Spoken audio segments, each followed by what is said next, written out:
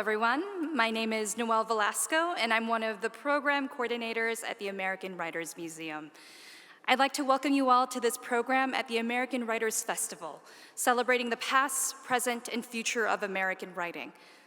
Our next program is presented in connection with our upcoming initiative, Dark Testament, a century of Black writers on justice, which uplifts the contributions Black writers have had on American history, culture, daily life in the period between the end of the Civil War and the beginning of the Civil Rights Movement. The representation of Black people in the Jim Crow era in film, television, and popular books shaped how white people viewed the Civil Rights Movement and how non-white people critiqued the forces of oppression we still reckon with today. In his new book, Black Pulp, Genre Fiction in the Shadow of Jim Crow, Brooks Hefner recovers a rich archive of African-American genre fiction from the 1920s through the mid-1950s, spanning everything from romance, hero adventure, and crime stories to westerns and science fiction. Widely consumed but since forgotten, these genre stories offer a vibrant understanding of African-American literary history. Dr. Hefner is Roop Distinguished Professor of English at James Madison University. He's published a host of articles and book chapters on U.S. modernism, popular culture, and film, as well as 2 books, The Word on the Streets, The American Language of Vernacular Modernism, and Black Pulp. He's also the co-director of Circulating American Magazines, a project funded by a National Endowment for Humanities Digital Humanities Advancement Grant.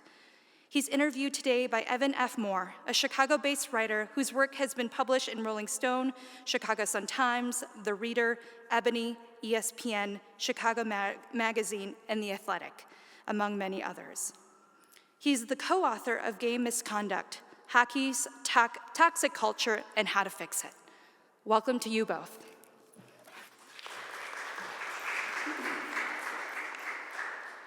Thanks for showing up. It's probably been a long day for some of you, but we'll try to make this interesting, I promise. If not, you can confront me outside here and we can talk about it. That's lame.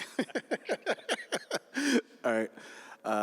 So got to read the book, and thing that kind of jumped off to me, Brooks, you can discuss this, that kind of jumped off to me from, in particular was the amount of this history that, like the Black press kind of, talked about all this, and because we usually think of maybe Black press as like something that's separate from maybe mainstream media at the time in terms of what it meant. So like, for instance, here in Chicago, where you have like the Defender for a long time, like Black folks in Chicago didn't believe something in the mainstream media unless the Defender confirmed it in some way, shape, or form. And also, the Defender would tell people about jobs, in the North, and people will leave the South to go because of what they saw in the paper. But at any rate, just to see in your research how important, was the Black press and seeing all those newspapers like New Amsterdam, the Defender, the Pittsburgh Courier, and others.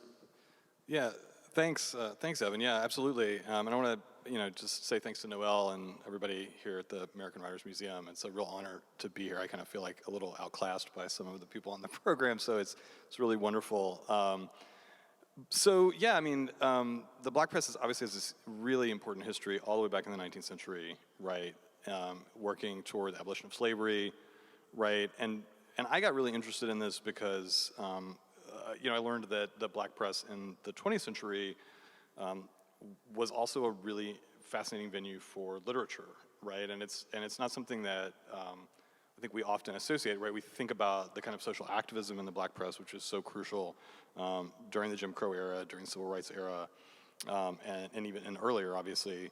But we often kind of draw that line between, what newspapers do. They report the news, they report opinion, right? It's this space for the truth. As you're saying, like nobody's gonna believe it unless it's in the Defender. But then it was interesting to me to find in especially 2 really widely distributed newspapers, Pittsburgh Courier and the Baltimore Afro-American, that for 20 years or more, that they were publishing fiction on a regular basis, original fiction. The Defender didn't really do as much of that.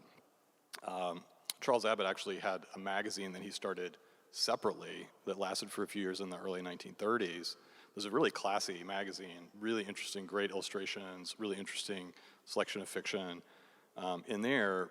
But these other newspapers that had a wide reach and actually had a lot of national circulation, like the Defender, you know, they were both reporting the news and reporting on you know, some of the grave injustices of Jim Crow, but they were also creating this other space for black writers and black readers to share in an imagination about the possible solutions to these problems. Like, what might the world look like without Jim Crow, or how might we imagine a kind of end to Jim Crow white supremacy? What are those things look like? And that was the thing that struck me, is the newspaper both as a space to chronicle, you know, what we might think of as like the crimes of white supremacy, also the daily news of black communities across the nation, but also as a space of imagination, and it's a space that hasn't really been acknowledged as such. And that's part of what I was trying to do in this book, is really make sure that we don't forget that, and that some of these names and these voices can find maybe new life, right? They've been kind of lost in the microfilm, which is, you know, always a kind of danger for archival processes. Gotcha, okay. Yeah, because for some of you who may not know, can you just kind of explain, like, you know, what Black Pulp is and what Pulp is? And Sure, absolutely. So I come at this, you know, from a kind of maybe unusual angle. So I'm a scholar who works on popular fiction mostly, and I've spent a lot of time working on pulp magazines. So, you know, a lot of people, you know the movie Pulp Fiction, right, which is sort of, you know, inspired by some of the pulp magazines of the 1930s and 1940s. But the pulp magazines were a big phenomenon in the early 20th century. It was where most of the modern genres that we know now, like science fiction, like the hard-boiled detective, like the kind of gritty detective figure, some modern versions of horror, all those basically get, you know, kind of invented more or less, or at least kind of put together in the pages of these magazines. But the thing that's really weird is, like, or the thing that the thing that's weird to me, the thing that struck me as I'd spent more and more time with this was how absent black voices were from these magazines. I mean, there are magazines devoted to any kind of niche interest you can imagine. If you're interested in submarines, there was a magazine that just had stories featuring submarines. If you're interested in newspapers, there's magazines that had stories set in a newspaper office. Every single story would be like that. And so the pulps were this really interesting kind of space for this to happen. But one of the things that was weird is there were no pulp magazines really that were directed toward black readers or about black life. There was one, lasted for 2 issues, very small, nearly impossible to find any copies now, right? And based on a review in the Baltimore Afro-American of this magazine, the reviewer there was pretty certain that most of the stories were written by white people anyway, right? Which is not uncommon in the time. And so I was really, I was thinking about this moment because it's a moment where there's a great growth in literacy, right? There's a great growth in access to in terms of, you know, the ability to print stuff. And I had spent a lot of time looking at racial representation in the pulps, which is pretty terrible. I mean, it ranges from just horrendously racist to, you know, just like maybe mildly or slightly more than mildly racist, but it's all on that spectrum. And I was thinking about the number of black readers at this time who you have to imagine are all looking for entertainment, right? And I was just thinking, where are these readers going to these pulp magazines only to find these stereotypical, demeaning representations. And I thought, certainly there's got to be something else. And so I started hunting down, and the best known writer in this group is a really curious figure named George Schuyler, who has this, I mean, his whole personal history is wild. Begins kind of on the political left, ends up about as far right as you can imagine in the 1960s. And he's publishing in the Pittsburgh Courier on a weekly basis. But then when I started looking at other major black news weeklies of the period, I discovered the Baltimore Afro-American's doing the same thing, and even for longer, with more people, many, many more names, many, many more stories, more serials. And so essentially what came out of that research is this book, and it was a long process, but it was thinking about how we might understand genre and race and the way that they are intertwined. Because a lot of the genres that especially at this point, a lot of the genres that were the most popular genres were really steeped in racist stereotypes, right? I mean, we think about the Western, right, as a really good example of that. But other genres as well, sometimes overt, sometimes more, surreptitiously. And so what was really fascinating is to find all of these writers publishing their work in the Afro-American or the Pittsburgh Courier, who really seemed to understand how genre works, right? Like, what are the building blocks of a detective story? What are the building blocks of a romance story? But then to understand the problems with those formulas and imagine a way maybe to kind of reassemble those components to tell different kinds of stories that elevated black characters, that spoke to the desires of almost entirely black readership, right?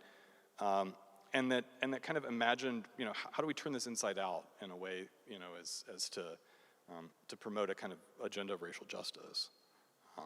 I start the book talking about Jordan Peele, who I think is a great example in the current moment of somebody who could take something like the horror story and essentially, a genre that also has a terrible, not entirely, but a lot of it is a really racist history, and to say, like, how can we flip this?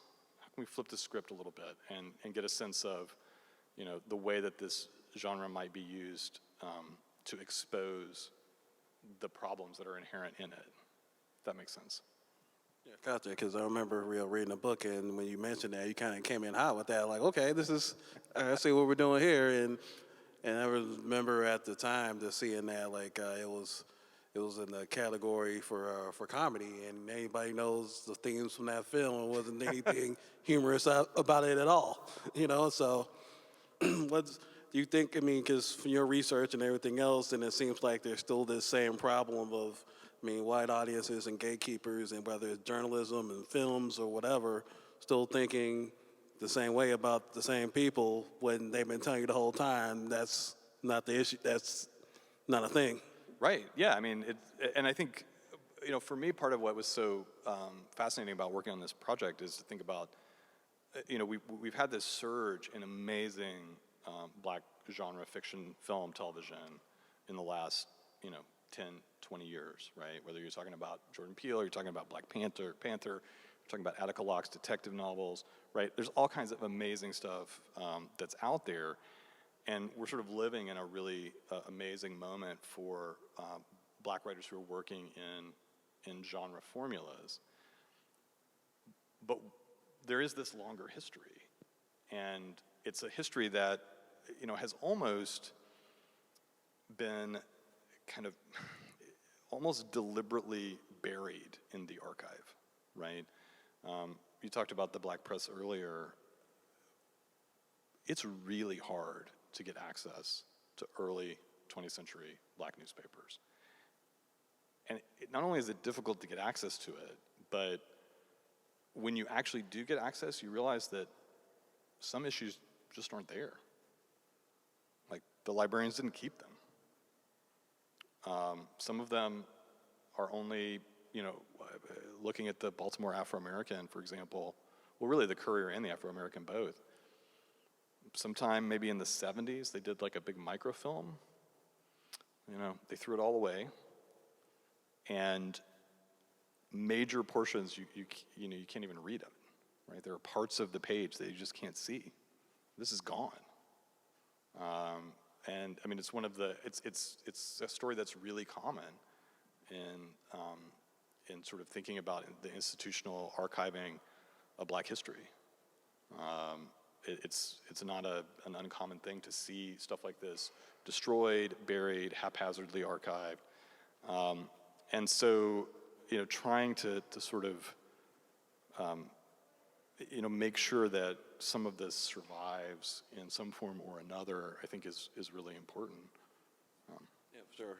And speaking of that, and I remember reading in the book about how some newspapers, they had an issue with Black Pulp. They wanted to keep things like, hey, this is what's going on. We need to keep our focus on, all these issues that's going on in our community with outside forces and sometimes inside forces. But meanwhile, you have some of them, reprinting, stories about romance or science fiction and everything else. What was that kind of interesting to see that how you had some, those, I'm saying in terms of those editorial decisions made at Black newspapers where you had some folks, like I said, that wanted to talk about the issues at hand, but at the same time, had all these other things that were with fiction.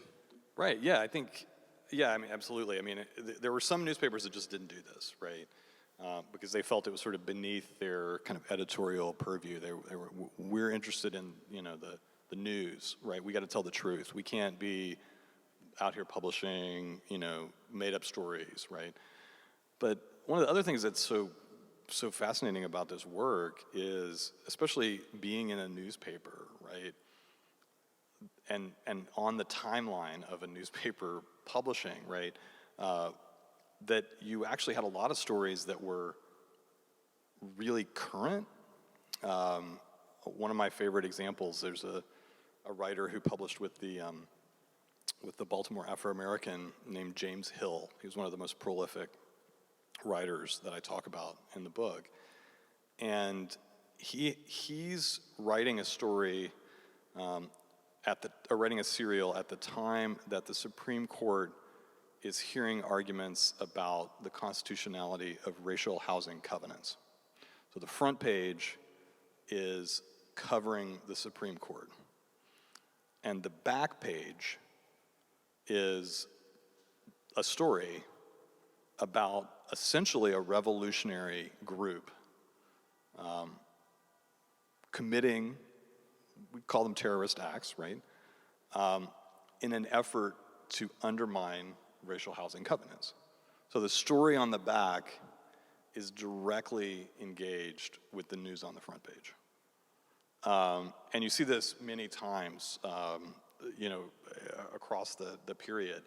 And it kind of gives a little bit of a voice to that sense of, the way that these stories are speaking to the contemporary issues of concern that the newspaper's covering too. So it's an interesting dance. On the one hand, some newspapers are like, we're not going to do this, and then others really lean into it. What if we use the back page to imagine another solution, right? Another way, or other versions of this story. Like, how can we imagine other ways this might go? Gotcha. And I guess we'll segue into something you were talking about earlier. And, we see a lot these days that, especially with Black folks, is, we want to be the ones telling our stories and being the ones running point because nobody knows us like we know us. And we discussed beforehand, about, what's it, like being a white guy, discussing this, right. Knowing just the culture you're not of, and also incorporating black voices because Black voices or research or anything like that, because we've seen it over time where people talk about our communities and issues within our communities and don't include us in our stories, and they'll decide don't add the nuance we can then bring. And so what's that like to have all this research and try to include as many voices in the community that you're not of? Yeah, I think that's a great question. It's a really important one, Evan, because I am a white scholar working on African American lit. I don't exclusively work on African American lit, And I kind of come at this as somebody who works on popular fiction, and somebody who has a lot of access, right? Who has a lot of privilege, whether it's the institutional access I have as a scholar, as a researcher, or whether it's just like networks of other scholars and knowing people who specialize in pulp magazines, which are not cheap to get a hold of, right? To kind of understand the context. And I guess I would answer this in a couple of ways, right? So I think, I think that white writers, white scholars, really have an obligation to assist in the centering of black voices, right? They don't need to take the lead, and I make it pretty clear, at least I hope I make it pretty clear in this, that in this book, that I don't really want it to seem like the definitive word on anything, right? I want it to be something that I use my access and my privilege to open some doors to some voices that that have been lost. I don't want to be the only person ever writing about this. I hope this starts a conversation, and I hope scholars come after me, white scholars, or especially black scholars, who are going to argue with me about it, and who are going to tell the story differently, or who are going to emphasize different aspects of the story. But I'm really I get concerned if white scholars who sort of profess an commitment to racial justice don't have that as part of their work. Like if that's not somehow embedded in their work. Because to say it on the one hand and then to sort of perpetuate a notion that, well, we should only be writing or talking about white writers or white literature, I think is a real problem, And so for me, it's taken a chance, and I'm sure, I have hopefully enough, I have enough sense and hopefully enough humility to realize that, as a white guy, I'm gonna screw up, right? I'm not gonna be perfect all the time, but one of the things that I really want to do here, like I said, is center these voices, right, and make it a way that the James Hills and the Gertrude Shawks and the William Thomas Smiths, right, who produced amazing work. Really, really fascinating stuff. And that's only just like the surface.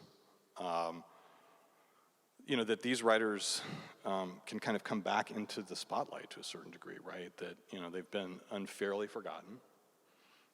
They've done, amazing, they've done these amazing things with genre.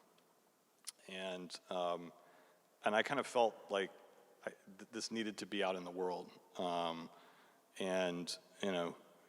Again, I kept it short because I didn't want to try to make it encyclopedic or like cover everything. And like I said, I just feel like you have to, as a scholar, it's important that your scholarship and your writing documents your values, and so that's, I think, maybe the way that I come at it.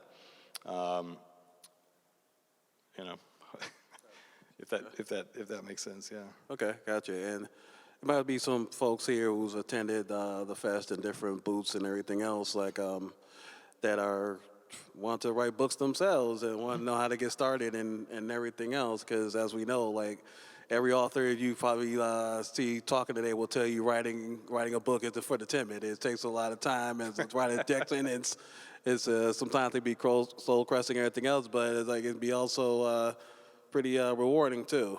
So I guess you could just tell me a little bit about your writing process and any advice you will have for any would-be authors around here. Yeah. Well, I didn't think this was going to be a book when I started working on this, right? I thought I was going to write. I thought I was going to write an article on George Schuyler. That's how this all started. Is I thought, okay, I'm going to read George Schuyler, and Schuyler wrote some wild stuff. I'm helping to try to get one of his books back in print. This book called Black Empire, which is sort of like Wakanda before Wakanda. It's a really awesome, like Afrofuturist, like revolutionary anti-colonial, anti-white supremacist, science fiction text from the late 1930s. And he wrote a whole lot of other stuff, and so I read all of this stuff that I get my hands on, and I thought, okay, well, I'm gonna write this article about Schuyler. And I ended up writing the article about Schuyler. It was like for an academic journal. But, I often tell my students, because I'm a professor of English, and I often tell my students that many times you start in the middle, right? And that it's almost like a good thing to start in the middle, because if you start at the beginning, how do you know what's coming next, right? And it's a lot of pressure to say, put down the first word, the second word of a book, right? I mean, I think the opening piece, the little bit on Jordan Peele was one of the last things that I wrote, realizing that, this needs a certain kind of hook to open the book and for people to understand why turn your attention to this material now, right? So I think one of my things is, start where you know what you're going to say, and often that's in the middle. For me, at least, that's often in the middle, and then branch out into the things that you discover what it is that you're going to say, right? Because you don't know everything that you're going to say before you put. At least I don't. Some writers may be blessed with that ability, but I certainly am not. And so, being willing to kind of start. I mean, this morning. At the keynote, Joy Harjo was talking about, revision and making everything being a mess, and that's she's a whole lot better writer than I am, and so I think that's totally right. I mean, you have to be willing to live with the mess at the beginning, and that often means, like I said, start in the middle, start where you know what you're going to say, and then you find out what it is that you're going to say elsewhere. And it takes time. I mean, writing. I mean, I like to write regular. When I'm working on a project, I like to write pretty regularly, like on a daily basis, more or less. But then I also don't like to burn out, so I usually give myself a little bit of a time limit when I can. Okay, gotcha. Guess this part we can try to answer some questions. Anyone have any questions? If you do, you can step right here in the middle and say what you got to say. Hi. I wanted to ask if you compare the sort of the black pulp genre with the kind of fiction that you see in like The Crisis and Opportunity. What's the distinction, and are there different what's the different landscape? That's an excellent question, and absolutely, that's absolutely part of what I wanted to do. There are a couple of choices that I was trying to think about making. There were a few well-known writers in the Black canon that published in these newspapers. Zora Neale Hurston, Langston Hughes, Ann Petrie. And some of Ann Petrie's very earliest publications are in the Baltimore Afro-American. Chester Himes, Richard Wright. So many of these names that we associate. But most of the stuff that they published, it was either very early in their career or sort of a one-off, right? And I felt like leading with that was going to do maybe a disservice to some of these writers whose names we don't know, right? The Gertrude Shawks or the, like I said, the James Hill. Cora Moten is another really interesting figure that I talk about. And so I didn't want to kind of I do mention it a couple times, but one of the things that I talk about early on, and it might be as an academic writer, it might be a little bit too, well, it's a little theoretical, but it's not super theoretical, is, that I think about that most of the literature that we read from the African American canon is in the mode of tragedy. There's a really good reason for that, but most of it is in the mode of tragedy. Zora Neale Hurston has this really great essay called "What White Publishers Won't Print," where she basically says this. She's essentially like, she doesn't quite say it in these words, but she says like, if the story's not about black trauma, nobody wants to publish it, right? And one of the things that I try to do early on is establish that the writers who are working in these, in the kind of black pulp realm in these newspapers, they are not driven by tragedy. Their work has more hope in it.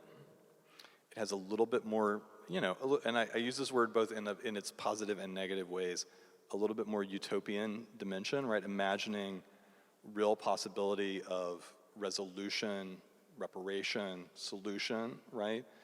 And so it's a real counter to the work that you would see in the Crisis or that you would see published, by some of the publishers that were really invested in publishing black writers like Knopf or Harper's, right, in the 1920s and 1930s. And so one of the things I think is so super interesting is that, a lot of this literature circulated really widely. The newspapers had big circulation figures, and especially early on, there was a tabloid section that was in 34 different black newspapers across the nation, everywhere from like Atlanta to Portland, Oregon. And so the readership of this, especially among black readers, is probably higher than anything we talk about as central in the African American canon. And I wanted to give those readers some credit for knowing what they wanted, knowing what they liked, and knowing what spoke to their concerns, really. So yeah, I think that's a great question, and the thing is, the writers that I mentioned, I love all of those writers. Those writers that are publishing in the Crisis. That work is incredible. So I don't want to take anything away from those writers at all. What I really want to say is, there's both of these things are happening simultaneously. But yeah, that's a terrific question. Thank you. Anyone else got a question? We got time for one more. A few more? Okay, a few more. Alrighty. Going once, going twice.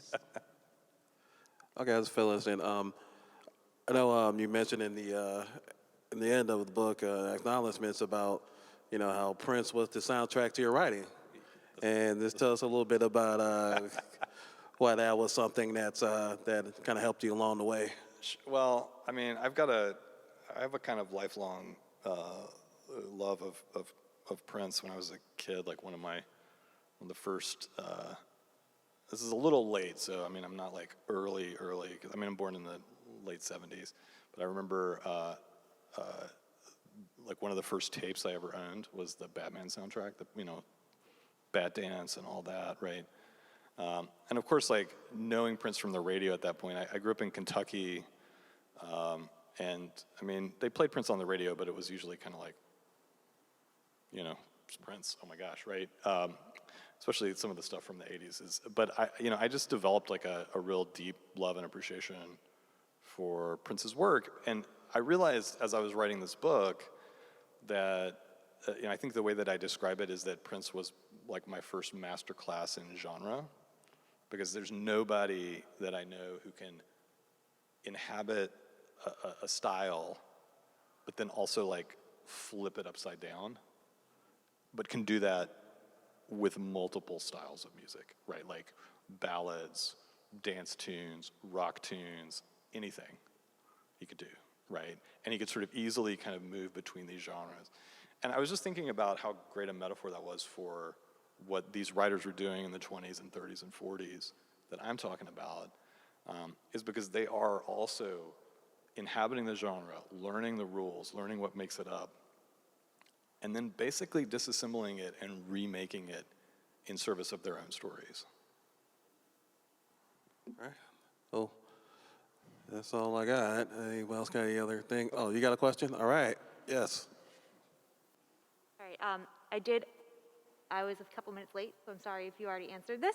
But I was curious, what drew you originally to kind of your focus on popular literature in general? Because if you study English in college, it's often the classics, and you don't really get to learn much about popular literature. And I was just wondering what drew you to that.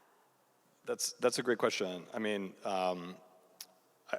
so there's a couple ways into it. I mean, at the end of the book, I quote the Jamaican-born cultural critic Stuart Hall, who is a big inspiration to me and one of the most important voices in the study of popular culture in history, period.